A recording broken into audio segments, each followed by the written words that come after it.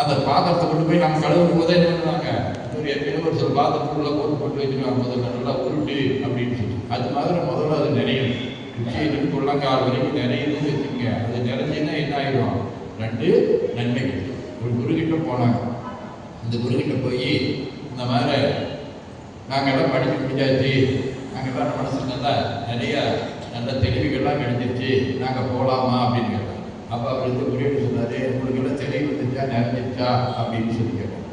அப்போ என்ன பண்ணார் அவர், இதெல்லாம் அந்த காலத்தில் இருக்கக்கூடிய ஒரு சன்னி காசு கொடுத்து நீங்கள் 2 எல்லாரும் தங்கியிருக்கிறீங்க, ஒவ்வொருத்தரும் ஒரு குடிசையில் தங்கி தான் பாடம் நடக்கிறீங்க, நீங்கள் இருக்கக்கூடிய குடிசையை முதல்ல நினைச்சிருங்க அப்படின்னு சொல்கிறாங்க. அவன் என்ன பண்ணுறாங்க, அங்கே போய் கடைவீதியில் கேட்குறான், ஐயா இந்த மாதிரி குடிசை நினைக்கணும், ஒரு அரிசி கொடுக்கணும் அப்படின்னு கேட்டால் கொடுக்குறான். அவன் 1 கிலோ அரிசி 1 கிலோ அரிசி தான் கொடுக்குறான். இதே வீட்டில் பரவாயில்ல நம்மளோட கொண்டு போய் நினைக்கிறது அப்படின்னு நினைச்சிட்டு அங்கே போய் பார்க்குறான், இங்கே போய் பார்க்குறான். அப்போ ஒருத்தர் என்ன பண்ணுறான், அவனுக்கு ஒரு வண்டியில் வைக்க